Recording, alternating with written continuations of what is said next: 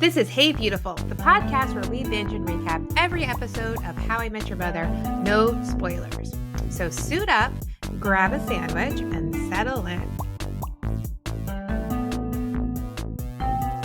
Hi, Kate.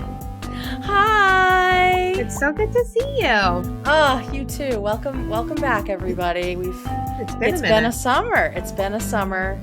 Usually our summers are crazy, and this has been no exception. How have you been? Well, I just spent the last 2 days at work setting up my space. Yeah. So mad about it because it's summer and I'm not getting paid. And Trash. my room looks presentable, but there's so much shit I need to do.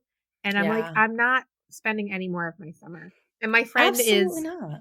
She can't even get into her room yet because they haven't finished cleaning it.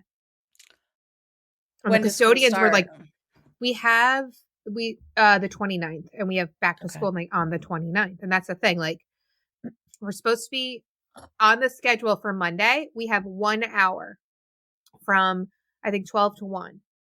Half hour is for lunch, which they just increased from 25 minutes. So a half hour for lunch, and the other half is in our room. And then we have to be ready for parents at 3 o'clock. Oh my God. So that's it's criminal. expected that you come in and you don't get paid. And somebody complained about it to the union because I'm on the contract negotiation committee. And I was really disheartened because there were comments made about how, well, we're getting paid throughout the summer. And I raised my hand. I was like, I'm getting paid for the work I did on the last school year through the summer. Yeah. I'm not getting paid. Right. I'm paid for 185 contract days or 88, something like that. Yeah. And that does not include the summer. So garbage. It's kind of grouchy, and that's just expected. And that, like, when we try to say something, it's kind of like, well, you're still getting a paycheck. No, not for the work that I'm actually doing. 2 of my friends have been in district for 6 years. They both have master's degrees. Mm-hmm. And there was a posting for an administrative assistant position, and that position is higher in salary than my friends who've been working for 6 years. They should apply for it. Be like, I know, that's what we were talking about. Yeah, dude, I would. I mean, I know somebody who is who's like a teaching coach, and she wants to be a gym teacher now. She's like, this fucking sucks. Yes. Like, why? I want to get, I just want a job that like doesn't make me feel like I want to jump off a building. So I went in yesterday for the first time all summer, and next year, if I'm still there, my room gets cleaned first because it's in a different wing that's not used at all. So my room's been clean and ready to unpack since June 27th. So next year I'm going to do that, and then I'm not going to do shit. But went into school yesterday and then immediately went home, immediately logged on to the public student or public service forgiveness loan forgiveness thing. Immediately went on, recertified, like filled out the form to get recertified for the most up-to-date count, and sent that to HR to sign. Good. Because I can't. I'm like, nope. I just submitted one a few months ago. I'm like, I need those extra 3 months because I'm at 105. 105 of 120. And they they have like a year almost. That's awesome. Yay. Anyway, hi. That's great. Hi. How have you been? Let me hear your update. Just got back from the first vacation that, knock on wood, went well this whole summer. Every time we tried to take a break this summer, something horrendous happened. So this was the first time that we got away. Everything was okay. Good. We went to Michigan. Everything was fine. And we just had a wonderful time with our friends at the lake. Just so I feel like human again. Before we left, there was like car issues and health issues in the family and, the whole thing. So just very, very grateful for that week. Did you bring fudge home for your family? I saw Mrs. Mouse post. Did. She's so sweet, isn't she? And your mom, she was like, I'll show you the sights too. I know. They're so cute when they talk to each other. Mrs. Mouse is Liz's mom. Mr. and Mrs. Mouse. They're such sweet little people. Yeah, they're so cute. Which makes sense because of Liz is just like as lovely and. Yeah. And her parents came up to the lake house for a couple days, and these people, I don't know, it's a Midwest thing. They love being in the car. Like, they love driving around, and it makes me wanna die, You lived in Rhode but Island for too long too, you know? exactly, exactly. But we did end up going to this town called Northport, which is, like, on one of the, like, the little, peninsulas that goes into Lake Michigan, and Mm. we happened to be there the day that there was a dog parade, and the Oh, theme was Alice in Wonderland. oh, It was adorable. I saw Freaking like the adorable. teapot or Yes, like yes, yes. the Mad Hatter thing, and it's just I couldn't figure what out what that was. Oh my god, It was so adorable. Like, it had already ended, and so it was just dogs all over town just dressed like as different characters. It was really, really, really that's sweet. So, adorable. this time, the car trips were worth Good, it. Yeah. that's important. Yeah, but I feel very grateful to have had just a week where nothing went wrong. Yeah, Like, just a week. It was great. not asking It for was too great. much there. Just 7 days. Trying not to. Yeah. All right. So, All right. not a lot at the top of this episode. We're going to keep it tight because we have the second half of Carter Bays' interview I to thought you were gonna say share. because Zoe debut, and we don't really care about her. Also, Zoe. And I think the issue is the big issue with Zoe, besides her stupid hats. I counted 4 in this episode alone, so we're just going to keep a dumb hat tally Perfect. as we go. The thing is, we know she's not the mother. And I think I mean, I would not have liked her as a candidate anyway, but knowing that, it's like, why do It's we even harder. want to care? Why do we even want to care about this character? So I'm just like, meh, already. And then she's so she's so bad for Ted and so abrasive. And I'm So just like like, grating and just the yes, fucking yes. hats. So the blonde problem continues for Ted. The blonde plague. Ugh. No one who's blonde on this show ends It's up being a good person besides Barney. but but the blonde women do not, it does not it's bode not well, at good. least for Ted. Mm-mm. The blonde menace continues. So here we are. We're at Zoe.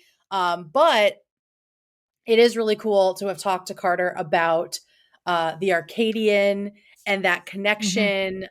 So if you haven't heard the full interview, the rest of it's going to be in this episode. Or if you're on Patreon, you can listen to the whole thing at once. So it's really, really good. And it was I a still really can't great believe we time. interviewed him. Girl, me neither. It was so great. So thank you to Carter. He Thank you. in this second half of the interview, he reads an excerpt from Oh, The Mutual Friend. And it was a section that Caitlin and I both loved. Yes. product So placement. you'll love that. It's going to be about halfway through this episode. So that's pretty much it. The only other thing that I put at the top of the show notes is that Neil Patrick Harris's new show Uncoupled is out. And he was also on Hot Ones, which is one of my favorite YouTube shows. Caitlin, are you familiar with Hot Ones? Yeah, you got to eat like the spicy stuff. The wings that get progressively hotter. Yeah. Mm-hmm. So I haven't watched him yet, but I will be watching it. I'm sure it's going to be hilarious because that show is just so good. It's one of my favorites. Well, we should watch it together. Do a live react. Oh, yeah, we can do that. Okay, so Caitlin, if you want to intro us, is it 11? Are we at 11? Okay, we're at 9 legendary moments. And I'll let you take it away from here. All right. This episode is brought to you by our Patreon pals, especially our Almighty 5 members, Ben, Adam, Tish, and Johnny. Our Patreon family has 70 members and counting, and our sliding scale means no matter what you can afford, you can enjoy all the perks we offer. That means early access to every episode we make, private live streams with us, exclusive recaps of How I Met Your Father, and more. So you can join for just as little as $2 a month at patreon.com/heybeautifulpod. So this is season 6, episode 5, Architect of Destruction. It first aired on October 18th, 2010. I almost said 2020. That was silly. It was written by Bays and Thomas and directed by Pam Fryman. So Bays and Thomas wrote this episode, I guess because it's introducing kind of a big character and the big theme of the Arcadian, right? Yeah, and also, so I started listening to the Private Joke podcast, Yeah. because duh, it starts with season 6, and I was kind of bummed that I have forgotten about it. And I listened to all the previous episodes, and they were great, and they had a lot of good insight, which I can't remember now, so I apologize. But they had Stephen Lloyd and Robia Rashad, who they didn't write the episode, but they gave some insight, Oh, and cool. they did uh oh shoot, what is it called? Punching up or not punching Yeah, up? yeah, punching up. Yeah, yeah, yeah. When you have to like add jokes. Yeah, you punch it up. Oh yeah, That's something like right. that. That's right. Okay. And but one thing that they talked about in terms of Zoe and Ted, and you brought this up too, is like, why do we care? So Yeah, what are the they said, stakes? yeah, and it's kind of intentional about this adversarial relationship because it's a sixth season. We still haven't found the mom, and he's matched with a few people, and things haven't worked out for whatever reason. But this is totally different. Like it's just a Mm, bad match from the beginning, and so it was period. kind, Yeah. yeah, and that was kind of like the intent behind it was just to have this like really poor relationship and just all the things that kind of like can go wrong. The idea of a nemesis is kind of fun. Ted hasn't really had that. Hmm. True. Um yeah. So, and another Yeah. insight I'll talk about later is the locker room talk too, but we'll get there Oh, later in the interesting. episode. Yeah, as you were saying, like the adversarial thing that it's bad from the beginning, I was thinking about the triangle of a good relationship, right? The chemistry, compatibility, and timing. I mean, obviously compatibility is missing. Like they are nothing alike. Nope. And they, yeah. But even chemistry is Chemistry. not really there. So it's literally just he happened to be on the street when this pretty girl walked up. Like that timing is working out in that they just happen to encounter one another. But she's also married. Yeah. So So, like, what are we doing here? What are we doing? So not even the timing is there. This triangle is it's a in a circle of it bad. is yeah, in tatters on the floor. So starting off great, Ted. Way to And yeah, I guess go. that's true. It is interesting for him to have an adversary. But she's not funny. Like she's not funny. And I don't know if it's I'm gonna say it's the acting because the writing's always really good. I'm gonna I say it's the acting because I've seen her in other things and she's always the same. Yeah, and Like she's like she's more serious. She's not funny. And so she's if she had been like kind of like a Henrietta, hilarious. yeah. Would be a funny adversary, Yeah. right? Like that Not level. Or a Patrice. oh Spoilers ahead. yeah. But it's just like she's supposed to be like I don't know. It just doesn't it's not doing it for me. But that's fine. That's fine. That's fine. It's agreed. She does not And the hats don't help. the The fucking hats don't hats. help. Because the But whole time she's in the hats and the scarf and the gloves. And I get it's because she's hiding her ring the whole time.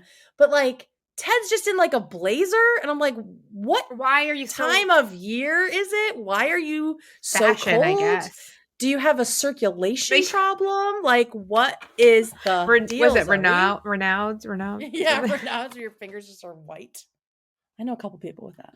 Yeah, my doctor said I Shout out, probably have it. I was shout like, out Renaud's gang. woo, Woohoo! If you put them can, white tips sorry. up. Yeah, put your white tips up. I told my doctor, I was like, my feet and fingers are like regularly like numb and cold. Jesus. Are you anemic? I'm anemic. Well, that's always been my It's a excuse good for why I time. can't give blood because I pass I'm anemic. out. No, Yeah. I will like hit the floor. I literally Yeah, yeah, pass out. same I can girl. barely Same. give do blood work for like medical reasons. Yeah. I hope to work up to that. Because it's very Yeah, it's admirable and noble and not it's fun. needed. Let's keep Anyway, it tight. Let's right, keep we it said tight. that. All right, so No it's bird fall of walks. 2010, and Yes. remember Teddy Westside is living his dream, working with his two buddies, designing his very own skyscraper. Mhm. Until it's like all going swimmingly until he realizes the location of this new building is going to be demolishing the Arcadian, which is a fictional um, building, but per the HIMYM wiki page was modeled after the Hotel Pennsylvania. Fun fact, that hotel actually was just recently demolished. Oh, really? Yeah. Uh-huh. There Yeah, you and go. it took like many of like I have like paragraphs of like how it like it got approved, then it got shut down, then approved, then shut down. But and I think it was Because it like was like a landmark kind of thing. Is that kind why? of Or like yeah, there were okay. some things about like um The there thing was, but is, if you're gonna be they never approved the preservation commit landmarks preservation committee declined it. So gotcha. The thing about New York is, Ted, I don't know where you're gonna find a building that isn't old to build. There isn't there's no fresh real space. estate in Manhattan, dude. No. Like you're gonna have to blow up a building. Like, You're gonna have to plant some snake eggs. yeah, I don't I don't recommend recall snakes. saying snakes. Anyway, so Ted being like a super architectural nerd, loving old stuff, it's kind of hard for him to like swallow the idea of knocking down this beautiful historic building, in Yeah. favor of just like some sort of skyscraper that's sort of His um beautiful design. yeah, that's gonna be amazing. Right.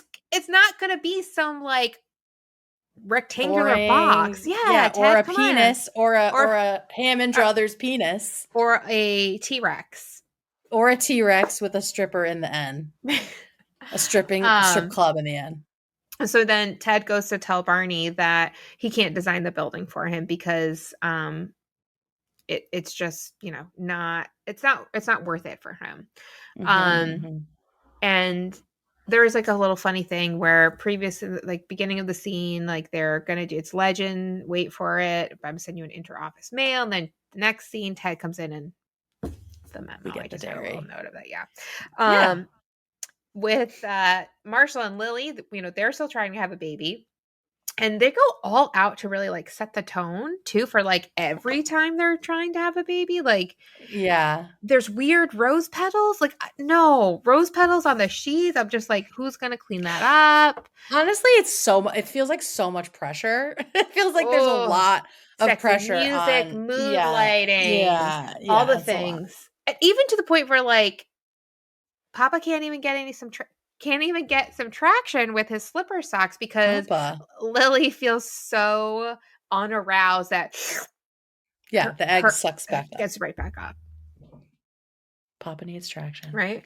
Papa needs Um traction. so, moving right along within that little scene, like as they're about to get busy, I'm not really sure, like all this heavy stuff for like setting the mood, and then Lily just throws out that Max and Robin have really hit it off. They hooked up. He's got a small penis. They have a lot in common. They want a double date.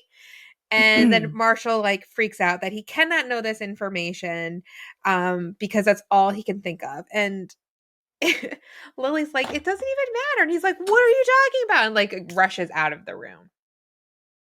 So kind of have like our Foolish. setup for the episode. We've got Marshall and Lily still trying to have a baby, still trying to do some sexy stuff, and then Yeah. Ted battling against his moral compass with destroying this For beautiful building. But on behalf of Zoe of all is that people. really true? Right? Is it really about No. that? No. No. I will point out in the cold open, we have Coco Peru, one of the most famous drag queens, That's who hits on Ted. I did not bring up that part. Yeah. It's all No. good. She's been in all kinds of stuff. She was in Tu Wong Fu. I mean, she's a legend. She's been doing her thing for a zillion years, always in the same iconic red wig. She's great. There's definitely kind of a confusion of drag queens and trans people and also sex workers in this. Yeah, they're But using queen and I think they said tranny even too. tranny is said at all one point interchangeably, and that's it's not all yeah. So yeah, I mean, it was 2010. RuPaul's Drag Race was barely a thing, if at all, had it started yet. So I think a lot of the drag queen and genderqueer trans stuff is still not something that Gen X Gen X dudes know anything about. Gen X cishet guys know anything about or are writing about.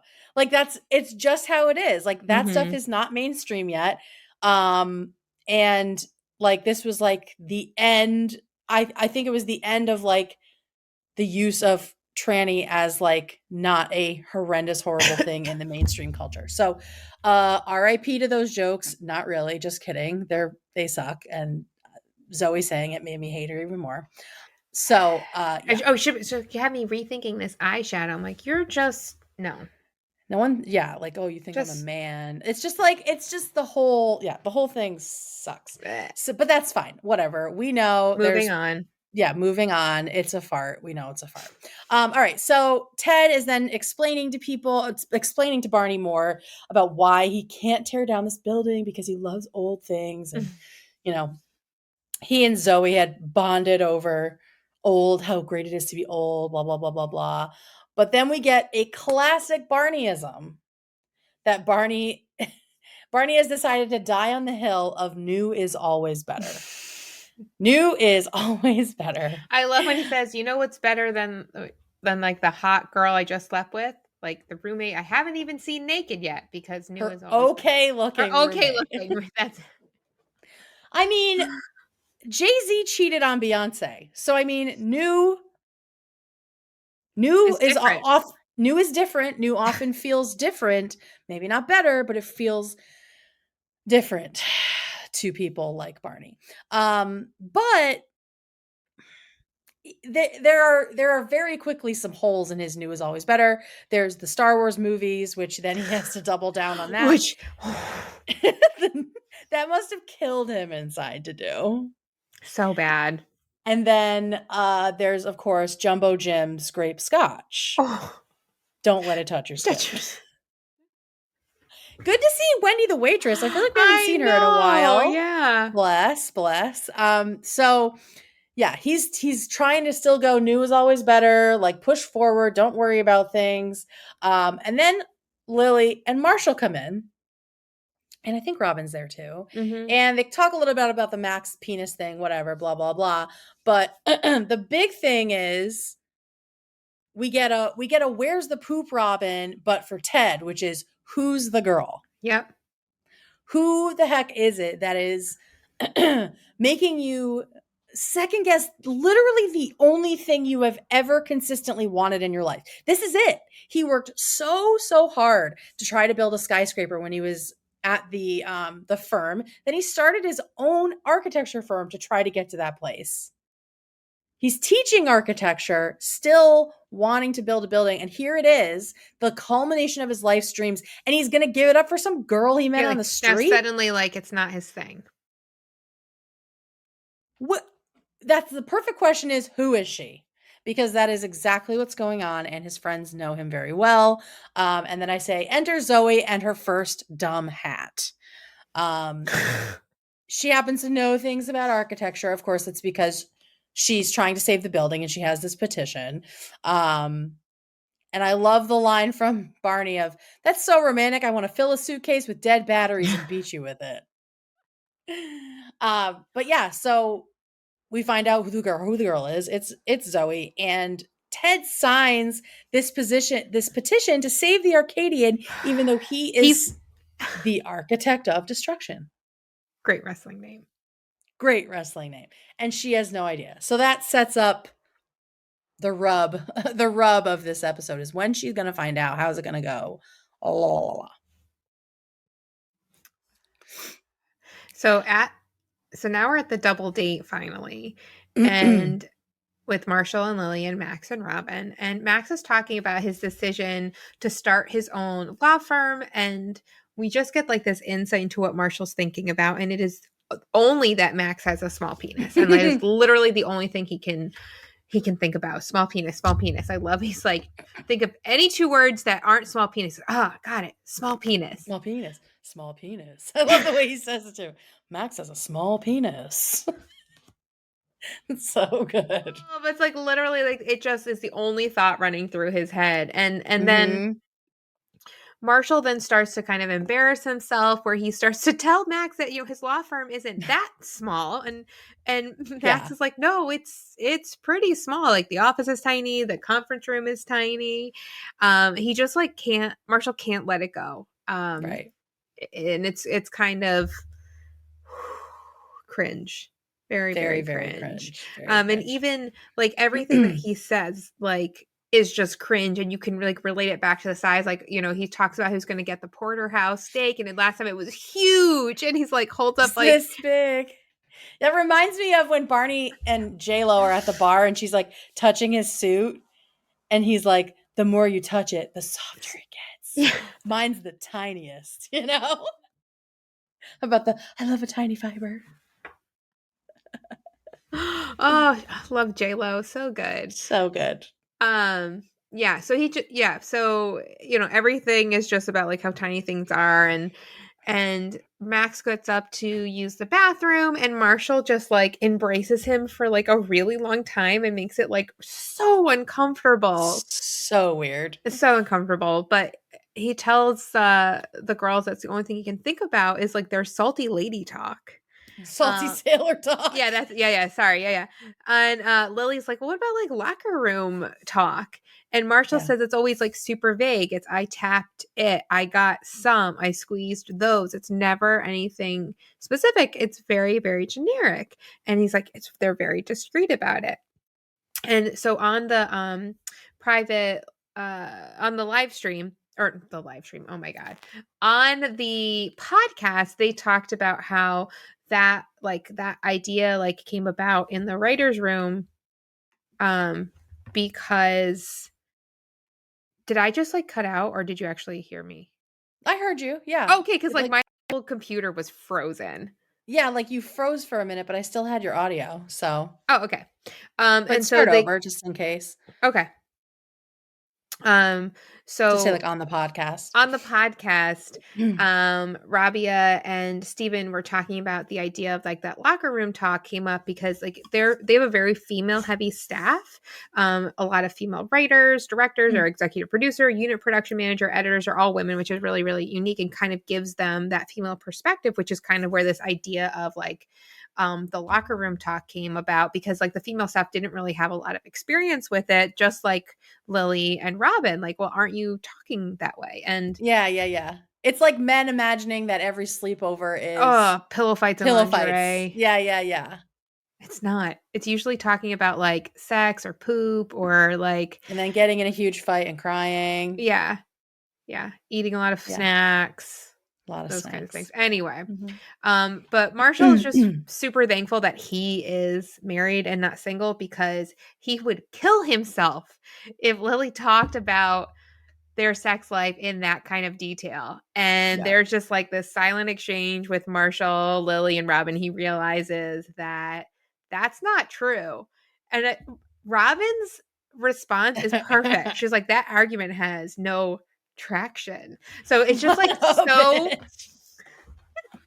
So good. It's so It's so good. good. It's so good. It's so good. So Oh, I loved. love it.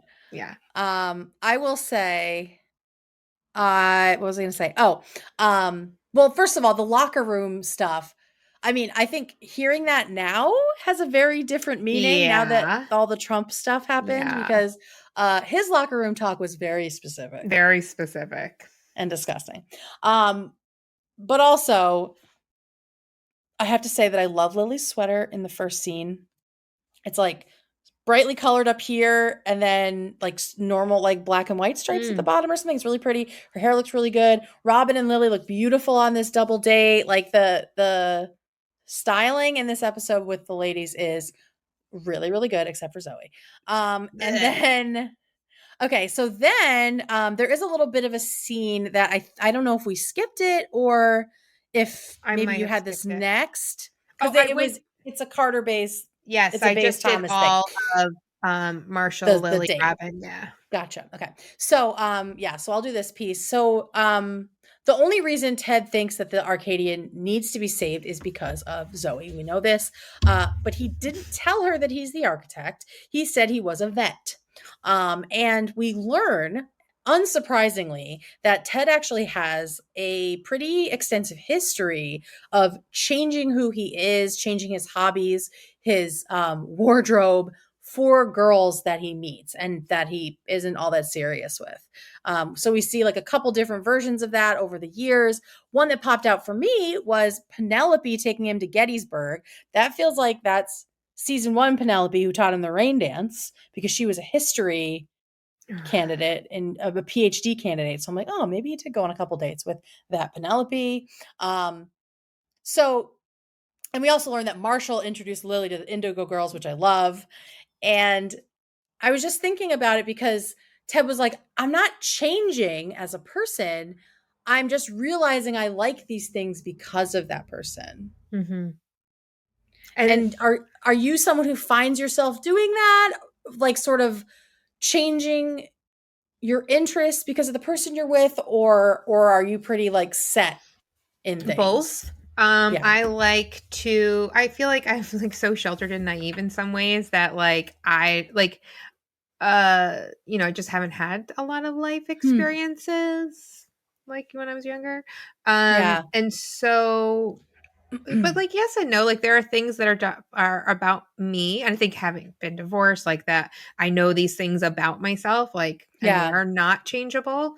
But then there are things that like I'm open to, like new experiences, or like trying something that maybe I would not have wanted or not have been open to before, just because. And Yeah. like I shot a gun, Kate. I went clay Oh, I want shooting. to do that so bad. Skeet shooting. Yeah. It Oh, I'm was jealous. it was so much fun, and I told Chris like our entire relationship, never going to shoot a gun. No interest in Yeah. doing that. Yeah. I don't want to do it. Yeah. I And shot then one too. I married a hunter. So it's crazy, yeah. right? Yeah. Yeah. Um, yeah, I agree with you that there's like a line. And honestly, I'll say I kind of love that Ted is that open to his Yeah. partner's interests because a lot of times in heterosexual relationships, it's The the opposite. women showing up to watch the men do what they do, whether it's playing video With games, skateboarding, whatever it is. Like I had when I mhm. was dating dudes in high school, I watched so much skateboarding, so many I terrible watched kick so flips much and video games. video games. Yes. So it's or like going to their sporting events or whatever, but they never came to my shit. So I I'm cool with Ted being this open and enthusiastic about his partner's interests, but I do hope that he's not losing himself in these things. I think one of the keys might be when you break up with this person, do you completely revert back to who you were, Or do you or continue? yeah, do you incorporate that into your Mhm. life? So I guess I have a feeling that a lot of it was just him trying to become somebody who was ready to be in a relationship with that person because he just Yeah. wants that forever person so bad.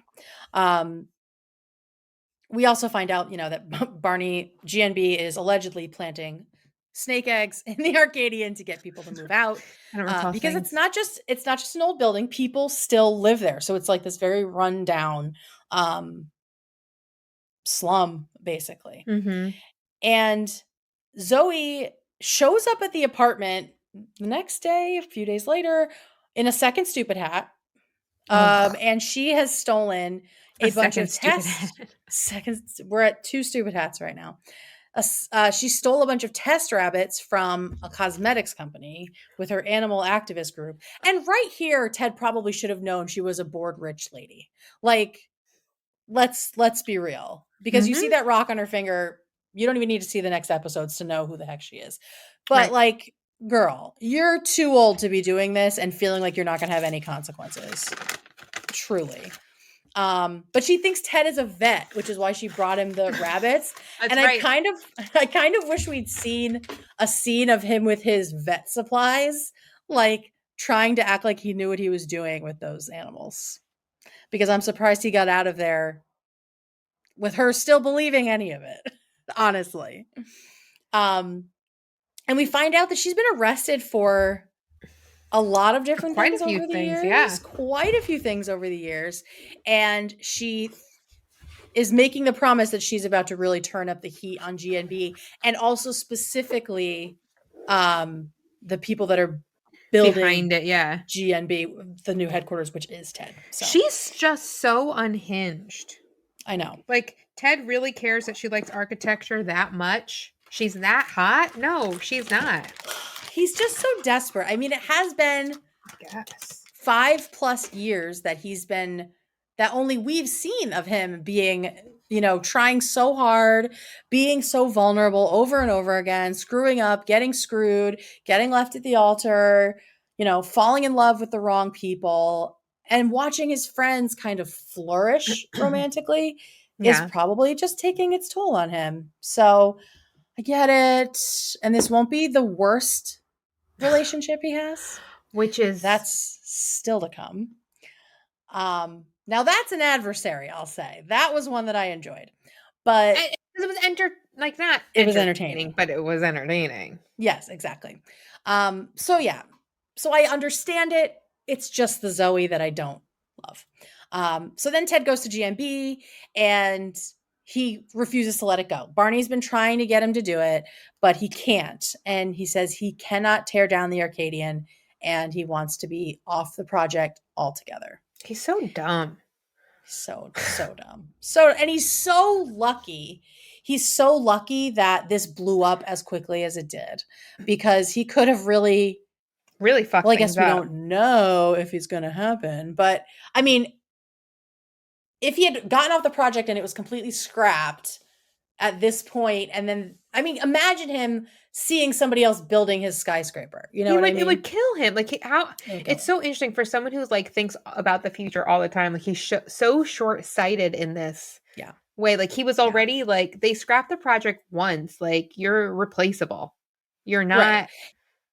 You're no Hammond brothers. And I think that we are far enough into this show and we know enough about the mother in the future and all of that it's not a spoiler to say that this project is Ted's baby, right? Like, this is something that he's probably going to see to fruition, because why would they bring it back just to cancel it a second time? Right. And also, it's very clear that he and Zoe are not going to work out.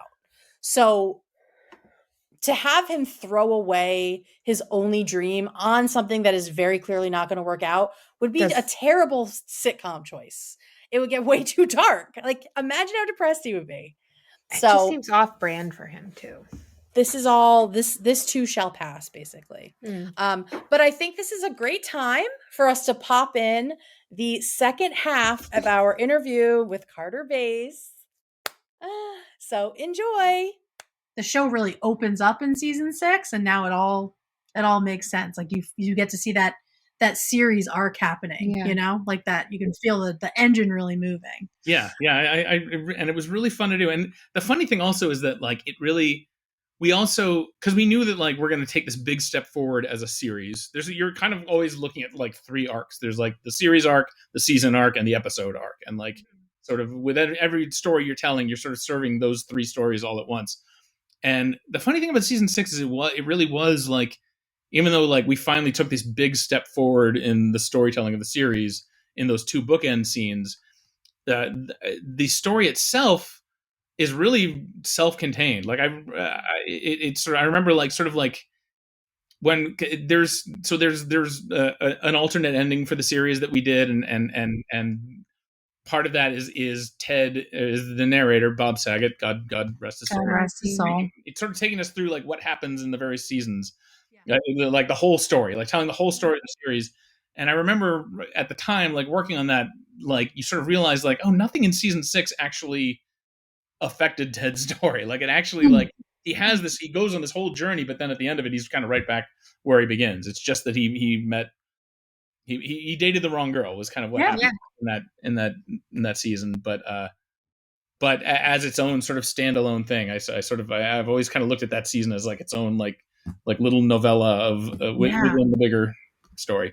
Cool. That's awesome. I love that. I'm rambling. We are. I really want to talk about the book. I don't know what your time limits are. Well, I have none, so you can edit out as much of this as you want. And we're not editing. All right. Okay. A final question about season 6 before we start to talk about your book is, we're about to talk about Subway Wars, which is one of our favorites. Yeah. What a good episode. So good. Yes. That's a good one to talk to, because Craig was very instrumental in that, and Chris Harris. Okay, cool. But go on. Sorry, I don't want to interrupt. Talk to Craig. I'm just making notes here. But my question for you is, when did you first feel like a real New Yorker? Wow. When did I first feel like a real New Yorker? I mean, I'll tell you the truth. My first week in New York, I'm just trigger warning that this is gonna be gross. But, Perfect. it's a New York story, so of course it's gross. Yeah, of course it's gross. But I was staying. Craig and I had just gotten our job at Letterman. It's my first week, working my dream job, and I was staying with my cousin William, who who I love dearly. Who he lived on 46th Street between 9th and 10th, in what's known as Hell's Kitchen, which is a fantastic area, and it's so lively. It's the theater district. But it's also historically, like, it's had some dodgier elements to it. And I was walking to work one day, and thinking like, oh my God, I live in New York. This is like, I'm like walking to New York. I'm walking to work. I'm like, doing it. Yeah. Like, he's on 46th Street. The theater, the Ed Sullivan Theater, is on 53rd Street. So it's like a 10-minute walk, and it was just really exciting. It was like my very first week, maybe my second day. And I look over, and there's a gentleman taking a BM between two cars. And it was just this, and it really clicked for me, like, oh, this is like, I'm a New Yorker. It took me 2 days, and I'm a New Yorker, because and it's a funny thing too, because like I saw that, and then I feel like I never saw anything like that again in the whole time. But I also everyone gets one. That moment may have just like short circuited my brain in a way that everyone's brain has to get short circuited at some point when they live in New York, to sort of like filter that out. Like, okay, saw that once, I don't need to see that again. So next time I walk by that, I'm just just a fire hydrant or something. Doesn't matter. With like just a moped is parked there or something. It's like, my brain just Well, it's very season 6, the light with the dark, right? Yeah, exactly. The contrast of New York. Oh my gosh. All right, so let's talk about The Mutual Friend. We both love it so much. How would you sum it up for people who haven't read it yet? I know that's really hard, because it's like so bad at that. Yeah, I mean, what I really tried to do with this was to take a big glass bell and put it over the world as I saw it at that particular moment, like starting in 2015. It's sort of, I had a lot I wanted to say about technology, and about the way that technology has changed the way we communicate, and the way that I felt like at the moment when I first started working on it, I just sort of felt like I felt like we went from, oh my gosh, technology is going to change our lives, to being completely over it immediately. Or at least like presenting that front of like, yeah, we're all online. What are you gonna do? That's just life. And I felt like it just, someone like me, having been born in 1975, and having lived on this, straddled this, my first 25 years, I didn't have, there was no World Wide Web, and now, like, my second 25 years, there's like everything is there, and so I sort of felt like I wanted to write something that sort of honors that, and honors the fact that this is actually a big deal. Like, this is the thing. 100 years from now, this is the thing they're going to point at as like how life on Earth changed. Like, and everything else is going to go away, and it's going to be, this was the time when everything got connected, and everything, like, and it created a lot of good came from it, I think, and I wanted to like really make that clear, and not write something dystopian, write something that like, sort of presents how like it's allowing us to be connected in ways that we've never been connected before. We can stay friends with the person we knew in elementary school, that in a way that you never would have in human history. But also it's created a lot of problems that weren't there before. And so I just wanted to tell that story. And so it's a bit of it's an epic. It's a big book, but the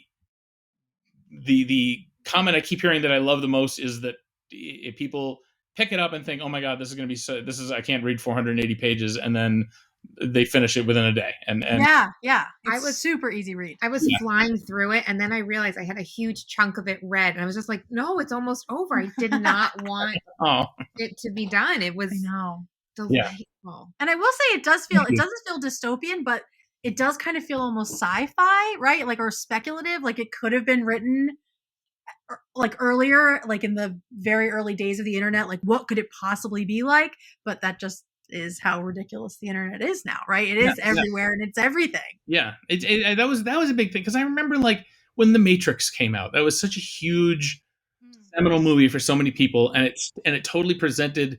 It was like finally someone did a virtual reality movie that actually like makes you feel like you're there, and really asks these philosophical questions in a popcorn movie, and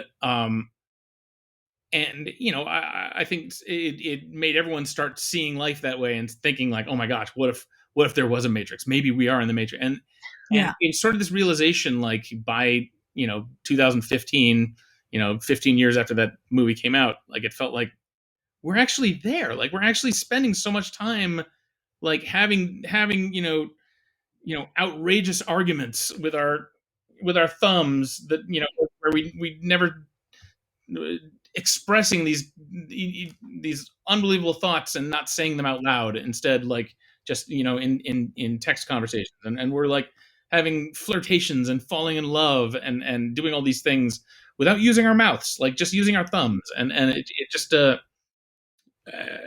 yeah, I mean, it just felt like more and more like I personally, and it's something I was grappling with, like I feel like and this also happened, like having kids made me constantly aware of like I want to be present for my kids. I don't want to be like I have a memory of my parents smoking cigarettes occasionally, and like I knew that like the cell phone is the cigarette of my generation, and like I don't want my kids to have this like frozen image of like their dad constantly on his phone. God, yeah.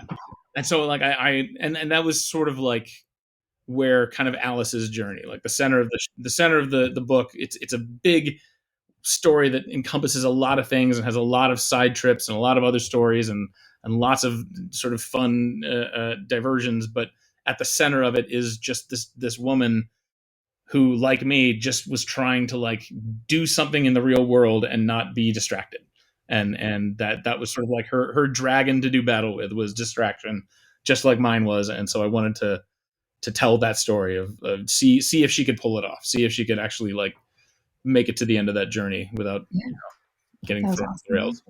Get back to work, Caterpillar. Yeah, that's so sweet.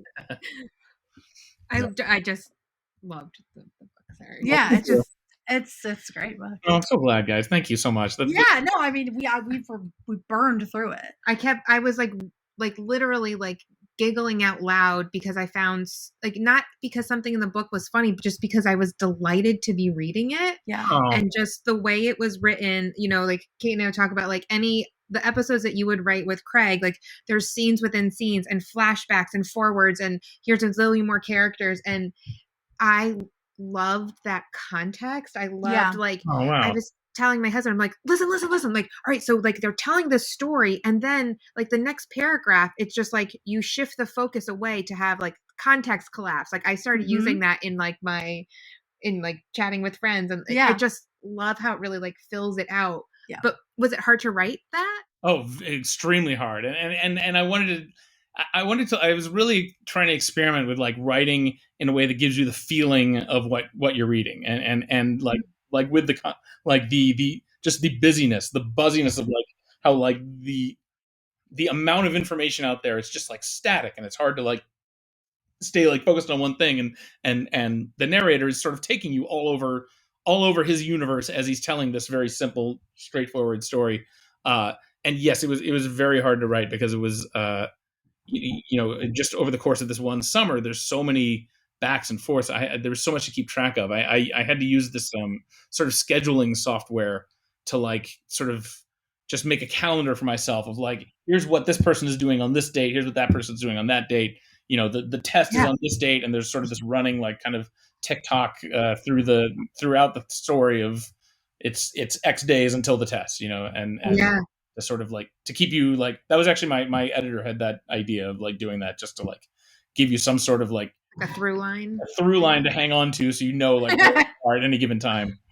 Yeah, that's all we needed. I mean, that was perfect. And I loved like how there'd be like this established scene in the story, and then you go back and you hear it again from the other character's perspective, and you get to see like how, like you said, like the whole world was really like fleshed out. I told Kate I want this to be made into, like you had said on the AMA about like a TV series. I said I need to experience this like in the full sensory mode. Like I need to see it and hear it. Like it's just like you can see that.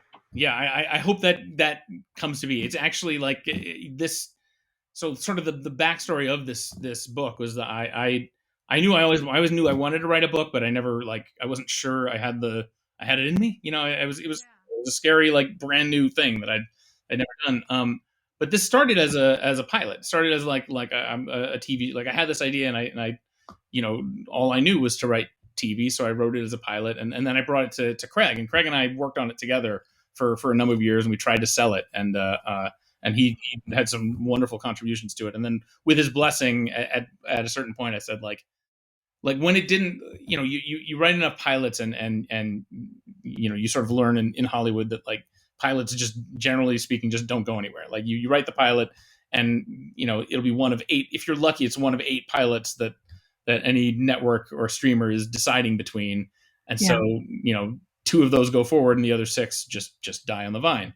And I had written enough pilots that like I sort of like we were kind of getting into this rhythm of like create these characters that you love, and give them a challenge, give them a goal in life, give them set up this story. I mean, you write a pilot to set up a great story. It's chapter 1, and suddenly sort of realized at a certain point that like God, I've written like 20 chapter 1s, and there hasn't been a chapter 2, and I just started realizing like I need to tell a story all the way through from start to finish.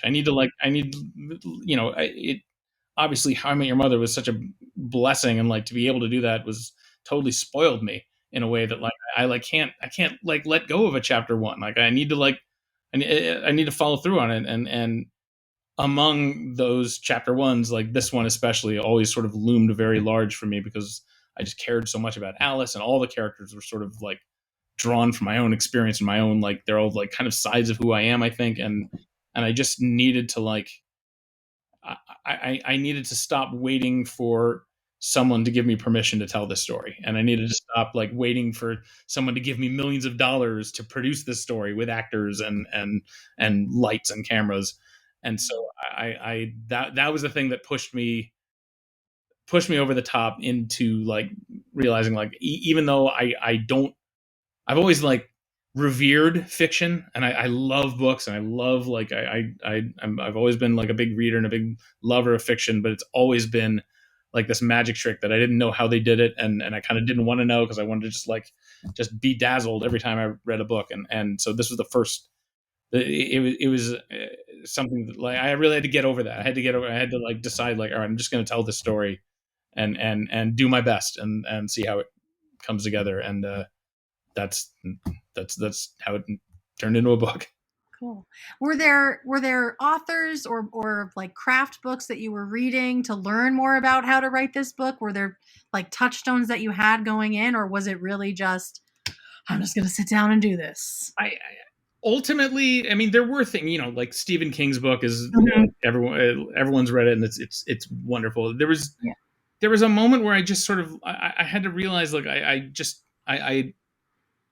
realized I can be, because I'd read a few of those books, and I always just felt like I'm never, I didn't get an MFA. I didn't go to Breadloaf or Yaddo or one of those places, and I've always wanted to, and I've always thought that those places are so cool, but I always felt like, well, they're learning, that's Hogwarts, and they're learning their wizard skills, and I can't do wizardry because I haven't gone to Hogwarts. And I sort of, the more I read and the more I would read things like on like how to write a novel and how to do this, how to do that, the more I just felt like I am never gonna feel ready. I'm never gonna feel okay, I've read 100 books on this, and I've gotten my MFA. Now I'm ready to write a novel. I know, knowing myself, like I would go through all of that, and I would still feel like, oh, I'm a fraud. I can't possibly do this. So like, I got an MFA. I feel like a fraud, but and also it I think it narrows your idea of what a novel should be to some degree, like depending on what you're taught, like what book lists you're given and stuff. So yeah, it's education. Yeah, exactly. So I mean, I think you know how to tell stories. So I think you went about it. Do your thing. You clearly went about it the right way. well, so, thank you. I mean, I did sort of, that was part of it, was I just sort of said, like, what do I know how to do? And it was like, I know how to like go to a board, go to a dry erase board and break up a season into little stories and you know, weave a little stories through a bigger arc. I knew how to do that. And so I was like, all right, I'll start there and I'll try doing that, but for fiction and, you know, write like, you know, he said after every line, or she said, you know, and you know, it's just change the dialogue a little bit. Yeah, just change the dialogue a little bit. And so yeah, that was yeah. Cool. Okay, so I have to ask. There's a mention of Louise Marsh in this book. There's the coin chicken dinner. I've been waiting for someone to catch that. And 83%. I don't know. Sounds like a horror thing. I didn't even remember that. Did I put that in there? Yeah, 83% was in there, and I was like, oh, I perked right up. Who isn't going to catch Louise Marsh? I mean, it is deep in the book, but yeah. So I guess my question is, I just but-ummed for the first time. Oh, is this book part of the? Yep. Is this book part of the HIMYM cinematic universe? I would love to say yes, but I'm going to say no. I mean, I feel like I want to like, yeah, I partly for legal reasons, you know, I don't think, yeah, I don't want Disney to own this book, but no, like I just, yeah, I don't know. I for some reason I want there to be this kind of this hermetic seal between the two universes, universe I. But I did use the name Louise Marsh because that was, I felt like I got to do one of these, and that was like I didn't even use that name, like, you know, you're just writing and you just put names in, like you, and for some reason the name Louise Marsh popped in my head, and I was like, oh, that's funny, but I'll probably change it, and then I just never did, and it was kind of like, all right, I love it. Yeah. It was great to see it. Yeah. I'm so glad you guys caught that. That's so great. That makes me very happy. There's tons of little stuff like, I mean, and it's not HIMYM stuff, but there's like little Easter eggs within the book. I really wrote it to be something that, like, the second time you read it and the third time you read it, you catch more and more things. There's so many like, little like secret like stories threaded throughout that I don't know. I hope someday someone will catch, but cool. Like little tricks and little games, and I you know, I love all that stuff. So I snuck a lot of Easter eggs in there. I can't wait to reread it. I know. I told Kate I bought it, so I have it like physical hardcover. Yeah. And then I also had to buy it on my Kindle, so I have like all the different formats of it because I was traveling a lot, and I was like, I need to take this with me. It's just so, like I said, it was just delightful. It was just one of those books that I felt so excited to be reading. Yeah. Thank you. That's wonderful. That's really nice to hear. Thank you. Yeah. It's been a joy to read it. So through Alice's studying, like, because as a writer, like a lot of it just felt like you were talking about your own creative process. Like you were saying, like avoiding distractions, sitting down, getting, you know, doing it every day. There were a lot of tips throughout about the creative process. And so just wondering if there's one lesson you've learned through TV writing, through novel writing, that's been the most helpful to you as a creative in different genres. Yeah, there is actually. It's funny you say that, because there is one particular piece of advice in this book that I didn't attribute to the person who gave it to me, although he got it from someone else, and I don't know who he got it from. But my cousin William, from the guy BMing between the cars, that story. My cousin William Brooks. He is a true artist, and someone who, like, he's a musician, a songwriter. He's written a lot of wonderful songs, and just has lived this wonderful artist's life. And I love him very dearly. And he told me something once years ago, and I don't know if I haven't even talked about him to him about this since, but he told me that a bit of advice that someone gave him was, if you leave your art for one day, your art leaves you for 3. Yes, that was about the piano teacher. Yeah, the piano, and I used that in the piano. And in hindsight, I wish I had like credited him for telling me that in the acknowledgments of the book. But I'm acknowledging him now. So if anyone hears this, Shout out to your cousin. William That Brooks. shook me when I thought about then like the math, and it's true. Like the longer you leave it, the harder it is. Yeah, and and even if the math doesn't work out perfectly, I think it definitely feels anecdotally like I feel that way. Like it really is like do something creative every day. Like you have to like keep it, and that is the make it a like I'm very big on rhythms, and like it's definitely like that was the thing that got this over the hump, was me saying like I'm gonna approach this like exercise, although I don't approach exercise like that. I probably as one would approach exercise. Yeah, as one I would imagine approaches exercise, but like just every day, got to do something. Do a little bit every day. I set a goal of like, at first it was 500 words a day, and then once I started like after like a few weeks of that, I sort of realized like, oh, I'm starting to like get into the groove of knowing how to do this, and I upped it to 750 words a day, and then by the end it was like at 1,000 words a day, and it really just make it something that you rhythmically do in your life, and don't even take weekends if you can help it. And I know it's hard because life gets in the way, and I have 3 kids, so it was like this. The real hero of this book is my wife and our caretakers who took care of our kids, just making that possible. But yeah, just doing it every day. I think like that's being consistent. Consistency is the key, I think. That's my favorite bit of it. I think we should leave it there. So we'd love to hear a little excerpt from the book for our friends. Okay, sure. Yeah, I'd be happy to. And I'm actually going to be reading. This is kind of neat. This is the UK version. It's beautiful. So, yeah, it's I'm very curious. I'm going to be curious, like, to see what the reading experience is, because it's like you don't think that like people judge a book by its cover, but I inevitably, like when you think of your favorite books, you think of their covers, and I'm curious how the reading experience will be different for people that read it with this one as opposed to the other one. But okay, I'm gonna put on my old man glasses now. All right, so I'm going to be reading. This is a section from the first chapter. So we're towards the beginning, so you're not getting any huge spoilers or anything.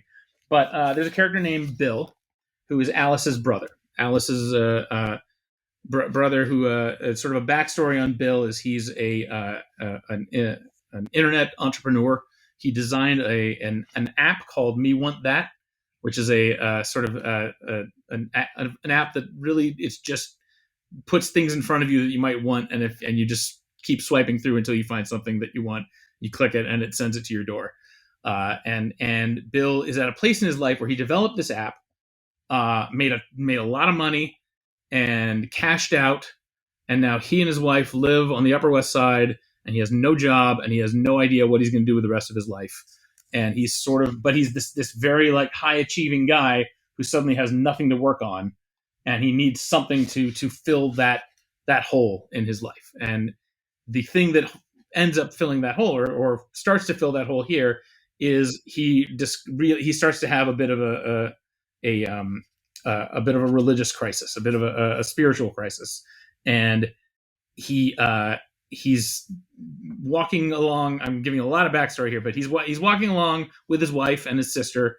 They're just strolling along Riverside Drive, and they pass by this statue. It's a real statue. If you go to New York, you can see it. It's 100 and something. I can't remember exactly what cross street, but it's this Buddhist church that has this amazing statue that was brought over from Japan of this Buddhist monk named Shinran Shonin, and it's a real statue. And Bill sees this statue, and it triggers something in him, and he realizes, like, I don't know anything about Buddhism. I don't know anything about that whole like side of the spiritual side of myself. I want to explore this. I want to learn. I need to like I need to like fill my brain with. I got to find out what Buddhism is all about. What's this Buddhism thing? And it's this very like kind of bro attitude of like, I'm going to solve this. I'm going to do it. So his wife, Pitter Pat, she's just looking forward to a nice summer of the two of them hanging out and maybe shopping for a new apartment and just relaxing and having a good time. And she can already sense that Bill is about to get swept away on this wave of this new obsession. So that's everything you need to know for the setup. So now we are in. Okay, well that's all I'm going to say, and now I'm going to start reading. So here we go. This is The Mutual Friend, starting on page 49 in your hymnals. Okay, or in your UK hymnals. I think same hymnals. Okay. Even out here in the woods, Bill couldn't stop thinking about Shinran Shonen. The wind tickled the leaves and the forest floor crunched underfoot, but Bill wasn't there. He was on Riverside Drive, looking up at those sphinx-like eyes looking out at nothing. Then, the victim's mother started to cry, and Bill remembered where he was. A crime scene. The spring bloom had covered up every trace of Amanda Newsom's final moments, said the host. But for Amanda's mother, it's all still very real. Back after the break. Do you have trouble making decisions? Florp can help. And Bill remembered where he was. The Swiss Alps. A 22 minutes into a grueling bike ride, listening to a podcast. But then his wife said his name, and Bill remembered where he was. In his spare bedroom, riding a very expensive stationary bike with a video screen and over 100 pre-programmed rides. Bill paused the Alps and the podcast and took out his earbuds. Pitterpat looked concerned. Thank you, she said. Now, please say all of that to me again. Bill took a moment to remember. What had they been talking about? Oh, yeah. I signed up for a Buddhism class. A Buddhism class? Introduction to East Asian Buddhism. It's a continuing education course at Columbia with Carl Shimizu. He doesn't normally teach in the summer, but this year he is. The guy's a legend. He's like the guy for Buddhism. The guy for Buddhism? That's right. Isn't the guy for Buddhism Buddha? Well, yeah, but he's not teaching anymore. I thought you were taking the summer off. I am, he said, and only then noticed the worry in her eyes. Are you not okay with this? It's just a class. Of course I'm okay with it, she replied, trying to be cool. But she couldn't be cool. But you know it's not just a class.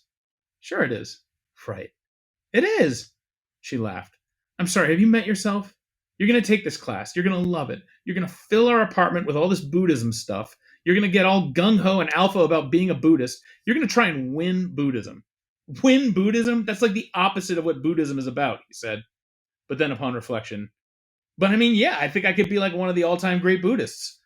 Pitterpat laughed because she knew he was kidding. But she didn't laugh much because she knew he wasn't entirely kidding. Bill took her hand and kissed it. Look, you were right, he said. I need a thing. And I don't know, I think my next thing might be Buddhism. I mean, what else is it going to be? Golf? Should I spend all day every day on the golf course and then come home and read golf magazines and watch golf videos and work on my swing? Or sailboats? Cars, maybe? What should my thing be? Cars, golf, or sailboats? He laughed, but she didn't. Me, she said. I want your thing to be me. Well, I mean, obviously you're my thing, he said, though he could now see it wasn't obvious at all. Come on, Pitt, you'll always be my number one thing. This is just my other thing. The words sat for a moment, and he knew to underline them by touching her arm just the right way. She sometimes resented these moments when his hair was messy and his t-shirt didn't quite reach the waistline of his bike shorts and his belly poked out, and yet he still could say nothing wrong. But she was grateful for them, too. It's nice to have someone who thrills you. Okay. If this was the person he would now be, she would visualize the best possible version of that person and help him become it. Well, if you're going to go back to school, she said, you'll need a backpack. And so she set off into her phone to find a backpack that was just so. As Bill went back to the Alps, back to the woods, and back to that patch of sidewalk on Riverside Drive. Yay! Oh, so wonderful. You know what's really funny about that particular excerpt is that after I read that whole exchange, I laughed out loud and said to my husband, I said, you're Bill and I'm Pitterpat, because when my husband goes all in, he goes all in, and then I find him the accessories, the things to go with it. But we love each other and he's not leaving me for Buddhism? Yeah. We'll see. No spoilers. But that, and I feel, I'm sorry, I'm just talking over you, but I feel like that excerpt, it just like shows like how the book shifts like the focus of who's talking and what's going on, and And the idea of like virtual reality being completely real. Yeah. Like and he's in the Swiss Alps, and then he remembers he's on a bike. Yeah, the way we can be in so many different places all at once, and yeah. Or like how Roxy talks about how like this world isn't real, like this is not real, like so good. Sorry, Carter, thanks, guys. Thank you. This has been incredible. I know we went over, so thank you so much Oh no, it's for sharing so much of your time with us. Where can folks get your book? Where can they find you? Are you doing? It's in bookstores everywhere. Oh, you know what? I'm going to be doing a thing at. I should plug this. I'm so bad at this. I'm going to be doing a little book signing at R.J. Julia Booksellers in Middletown, Connecticut, on Monday. This coming Monday. I don't remember exactly the time, but I'll be there. I think it's 5 or 6. Caitlin will be there. I will also put that up on the website or something, and I'll put it up on mine, so make sure that people know where to go. But yeah, great. I'll be there. Well, thank you so much, Carter. Well, thank you, guys. This was so wonderful. And we're so like, I mean, Craig and I talk about this all the time. It's so cool that you guys are doing what you're doing. Like, it really, we love your show. It's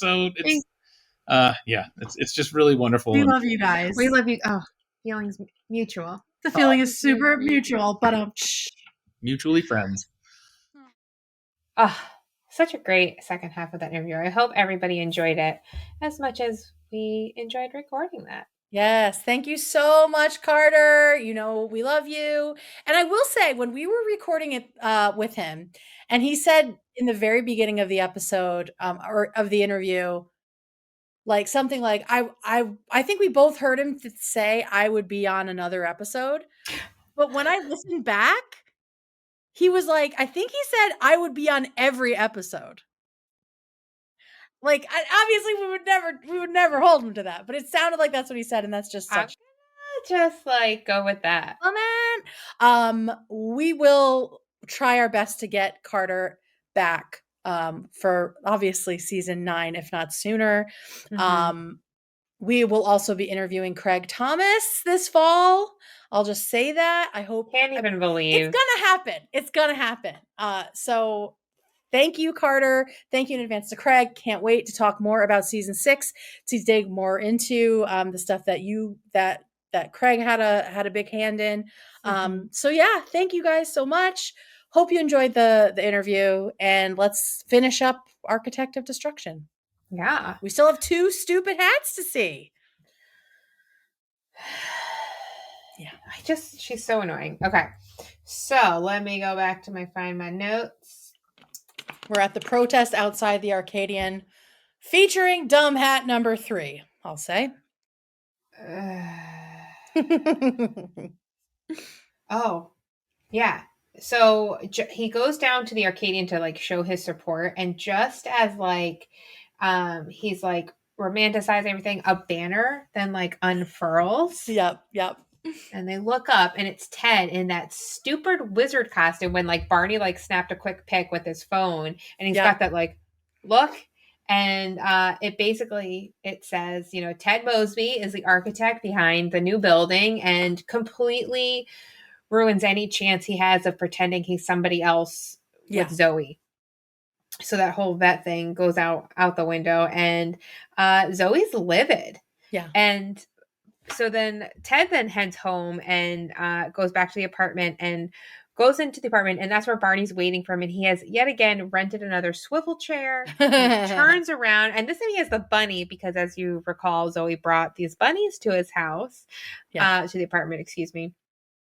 And he reminds Ted that like either way, like this building is getting torn down, and you have the ability to build whatever you want. Like you are the architect in charge of this building. Like you can make it look however you want. And then Ted realizes, oh my God, I'm the architect. I can build it to be whatever I want it to look like. Yeah, I can create this compromise. Yeah. So he where decides I save the good things. Exactly. So then he decides that he's going to create a design that will solve all of the problems and get everyone kind of on board. And, you know, he'll still design this building for GMB. So that gets done. He still gets to design his building. That's done. And then he can make Zoe happy. So. And isn't that the most important thing, everybody? Yes. Yes, Okay, it is. so next up, we are in bed with Marshall and Lily, but Marshall can't stop thinking about Robin. And we get this cutaway of Robin and Lily. It's very Sex in the City, of them sitting in the corner with their Cosmos, dissecting the current sex act and how gross it is. I love it. He thinks I like this. It feels disgusting. She was like, looks disgusting. Yeah. Who wants a giant pawing at their nether region? It's like clearly like what they like Marshall's like worst fears, his like insecurities. Voiced. Like the Lenny from Of Mice and Men. Just like he just thinks about himself as this big like ogre. Yeah. Oafing around. Poor sweet Marshall. We'll have to ask Craig if that is something that he believes about himself, or is that something? Right. And we get a moment where Marshall finally has to stop things and he says, I can't stop thinking about Robin. And Lily says, oh, that's happened to me a bunch of times. Just lean into it and let it feed things. And that is a very clear bisexual Lily. Yay! Our favorite, our girl. Shout out, bisexual Lily. But Marshall can't get back in the mood and he freaks out, runs out, and thanks to not wearing socks, what happens? He slips in the hallway. Poor little Traction guy. could have prevented that. It's true. Yeah. That's true. Which I just love that, of course. He slips and falls. At the Arcadian, it's another day of protesting, and Zoe is as crazy as ever. She fucking defaces the billboard and puts Ted's number on there, which she only has because he signed a petition. I feel like that's gotta be like messed. Yeah. Yeah. And also dumb hat number 4. 4 in one episode. No spoilers, but I have watched a few episodes ahead and they don't get better. Fuck. All right, so we're at 4. The count is currently 4 dumb hats in one episode. I'm picturing like you creating some sort of visual that's almost like a jib jab with all of her and her stupid and just hats. like, or just like her with one stupid hat and like her body's moving and there's like ha ha ha for like also like Jurassic Park. You didn't say please. Yeah.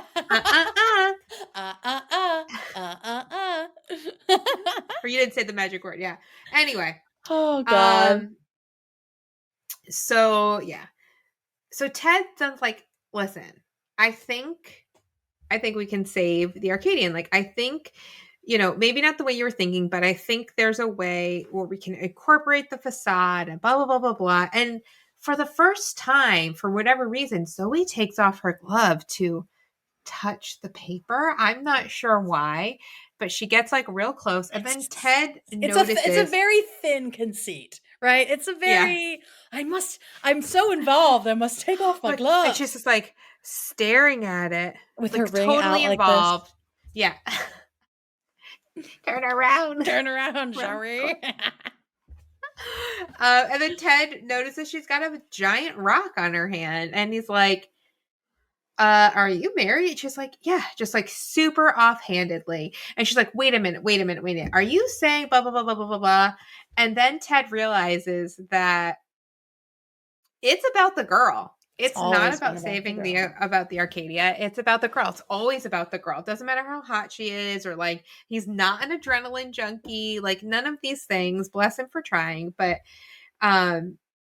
so he realizes that, yeah, it's about the girl. And he then takes the plans, totally scraps them. And he's like, the Arcadia's trash and it's going. And like, it's done. That's it. I will say this for Zoe. She introduces her husband to the show, who is a character beloved by all. That is the one shining moment of this show is her husband, who we will meet very, very soon. I almost said it, but I didn't. Good job. All right. So later that night, Lily is on the phone with Robin in a very natural conversation that she clearly came up with herself. Basically filling Robin in on how last night went when, Marshall first stormed out because he was so upset, but then he came back with this renewed vigor and he took her and his manly musk filled the room and all His this sure-footed traction. Sure-footed traction. He was a complete stud. Animalistic. I love Robin's like, that sounds real.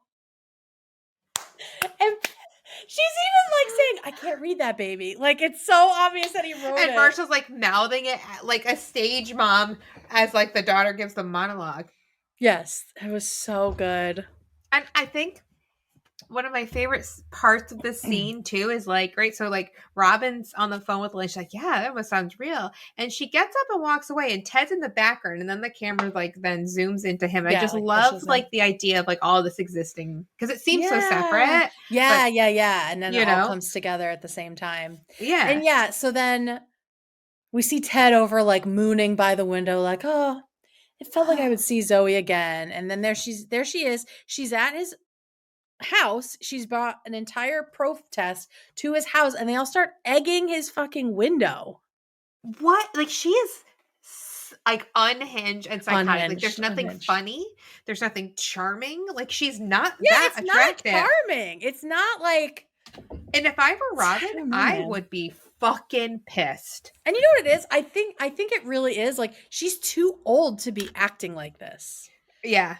Like if she was like an undergrad doing this stuff to a guy that she, but she's like in her 30s. She's fully married. This like is like she's a fully married, immature. Yeah.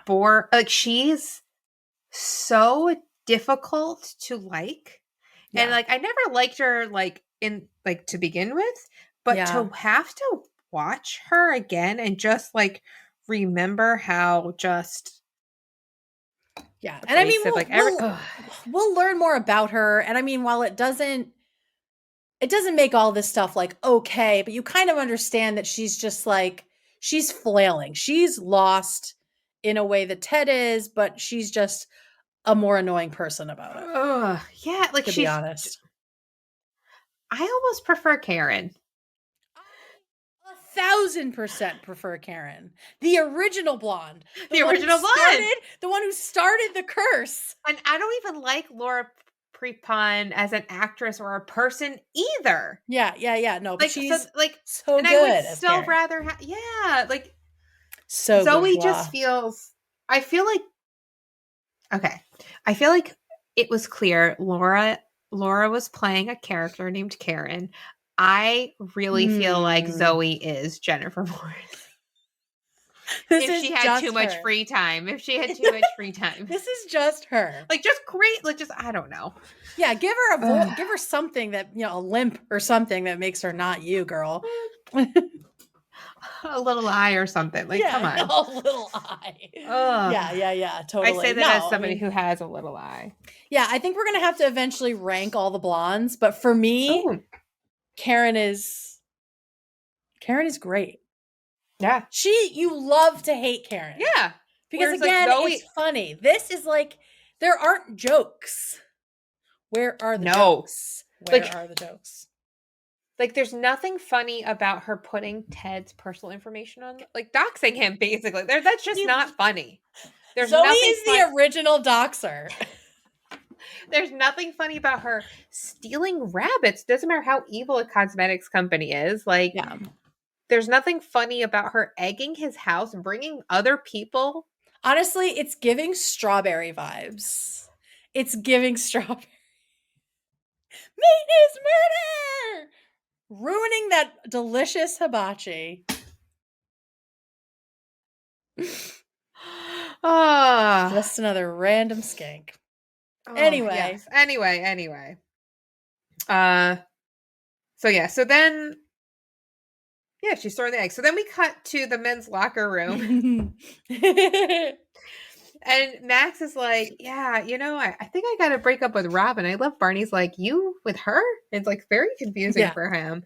And then he says, well, there's just, something that she's into, and it just makes him real uncomfortable. And I love how Barney and Ted immediately know exactly what it is. And they both kind of like stiffen. They're like, that is not for everybody. everyone. I totally get that. And Marshall's completely left in the dark because, again, they don't kiss and tell, apparently. And he's like, come on, let me know. Next, like, dude, bro, it's a locker room. Come on. So he doesn't get to find out. And then we see like the old man come over and just like put his leg up, and you can see like there's like a towel hanging that's covering up like his penis, or you kind of see it on like the other side of his leg. When Jack was little, because single mom, I would have to like, he would fight me if I would take him into the public restroom with me, into the women's room. But he was a swimmer for a long, or still is a swimmer. And we would go to the local pool where he would swim, and I would take him into a unisex single stall bathroom and change him out of his clothes or whatever. And he was like, Mama, it's embarrassing. I want to go in the man's locker room. And I was like, listen, like, heads up, bro. Yeah.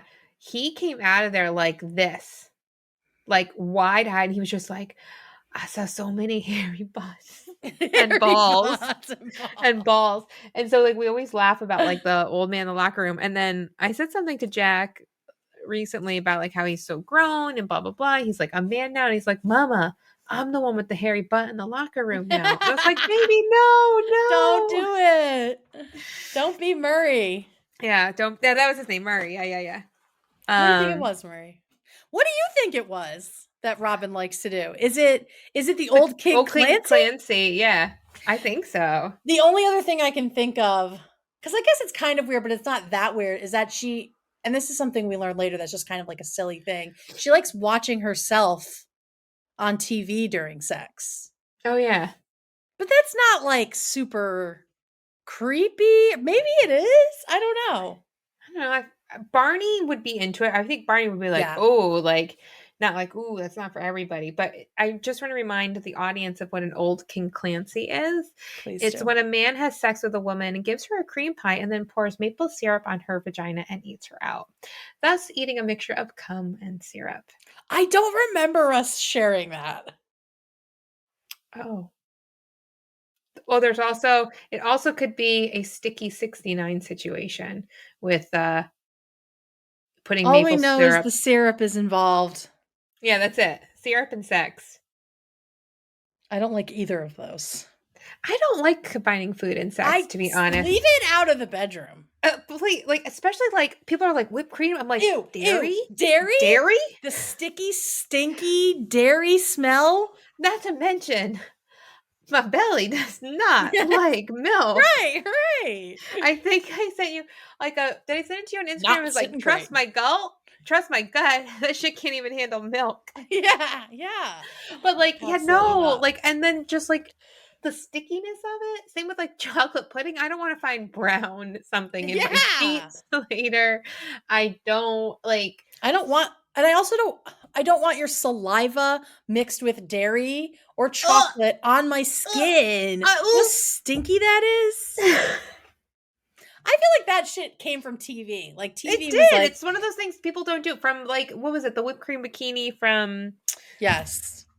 I don't want your laugh with Dawson. And scissoring. Hey, I like scissoring. It's all from TV. It's just so much work for like a lot of reward. No, it's like, to be frank. I like it as like a transition-y activity. Yeah, but it's not the main. It's not the main act. We're defiling Carter's second half. I'm sorry. No one listens this far into the episode anyway, so that's fine.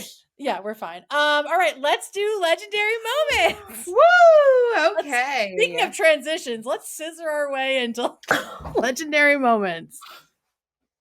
Oh my god. Oh god, the back of my head hurts from laughing. Oh, that's the best. All right. Yeah. Go ahead. All right. First up is Helena. Remember, patrons, you get your legendary moments read in their entirety. Yeah. And first up is Helena. Helena says, Hey ladies, it's a bad mental health day today, so I figure why not send a bunch of Legmos while I'm watching the show anyway. Ugh, girl, I've been there. Smart. Still there. I'm sorry. But yeah, that's HIMYM. It's a thing that makes you feel better. It's like an old friend, but we come back to again and again and again. So I hope it helped you feel a little bit better. Self-care. Self-care. Ugh, Zoe. I roll. I know it's not an unpopular opinion, but I do not like her, and she almost ruins the season for me. This means I don't care about this episode's plot all that much, especially when you factor in the trans jokes that have not aged well. However, credit where credit is due. The plot did result in one of my favorite lines of the show. Ted, I know you love crappy old stuff no one cares about. I have I have a history degree, so I am that person who loves old crappy stuff that no one cares about. And I'm sure all my friends and loved ones can relate to Barney in that moment. I also love the B plot of this episode, and that helps redeem it for me. Bonus legendary moment to snakes. I don't recall saying snakes. Another quotable moment. Look out for my next email in approximately 22 minutes. Helena. Hey, yeah, Helena did send a whole bunch at once. So that is another way to do it, guys. If you're just sitting down for a binge, send them all in. Just make sure they're labeled in their subject line. Helena, you did great. You did great for that. Okay, next up is Avner, and Avner says, "Hi there, Kays. This is such an enjoyable episode. Zoe is a controversial character, and her entry to the show in this episode maybe causes some frowning from a lot of fans. But when you think about it, this episode has a lot of good, which brings me to my Legmo. Ted and Barney's chemistry in this episode. Their interactions make it hilarious throughout and really shine some light on the value Barney brings into Ted's life. Have a nice day, Avner." Very good points. Barney helps blow this all up so he can continue to chase his dream. Did you die? No, I didn't die. Oh, okay. What happened? Everything okay? The food I ordered to send to Jack that I forgot to change the address came here still. Oh no! Fuck. All right. It's fine. It's fine. Yeah. They're not far. It's fine. Okay. What'd you Just get annoying. Recovery room. Now I want to eat it. Salad or pizza? Both. And some focaccia. What kind of salad? Chopped pasta. Oh, I love the blacksmith. That's my jam. So also love, but we don't even call it recovery room. It's just salads. And when we say salads, it's always that salad. So like, it's hard for me to like. It's the only good salads. It's the only good salad. Like there's, and we go through periods of time when it's like. You eat a lot of them. Oh, and their dressing is so, the balsamic. Forget about it. Out of this world. Forget of this world. Okay. Anyway. All right. Let's see. Kalpesh. Kalpesh says, "Hey girls, I do not find this episode one to remember. I had to watch it again. Honestly, a lot of the jokes seem outdated for me. However, my legendary moment for this episode is the final part where Max talks about Robin's odd behavior. Ted and Barney, of course, know it. For Marshall, however, it means a mystery. Take care, girls. Love the interview with Carter Bays. That was a wonderful gift for all of us. Thanks, Kalpesh." Oh, thank you. Yeah. All right, next up is Chris, and Chris says, "Hey, K and K, I'm so sorry I missed the live watch for Subway Wars. I actually was in your area spending my mom's 80th birthday. I've never been to New England in summer. It's lovely." Oh, that's so nice. While I remember not enjoying the season very much, so far the episodes are much better than I recall. This one had a really great job of acting from the cast as a whole. In this one particularly, Marshall's reaction to Max's small penis and girl talk. But my legendary moment is the architectural wizard billboard. Just fantastic. Good one, Chris. Next up is Adam. Adam says, "What a fun episode. I honestly forgot the whole penis joke thing from this episode. This is a story mover episode, and it may not have been a fun one for most people. It shows how much Ted changes just for a girl. I used to be like this. I tried to be cool and collected for a brainy chick, badass motorcycle guy for a biker chick, and even an asshole drama guy for a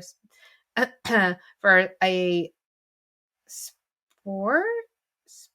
But none lasted because none lasted because it wasn't me. I'm a nerd and I love being a nerd, lovable goofball that I am. My wife and I went to Comic-Con last year for the first time, and it's honestly the best time I've had because she's my missing piece." But enough about me. I know, it's so sweet.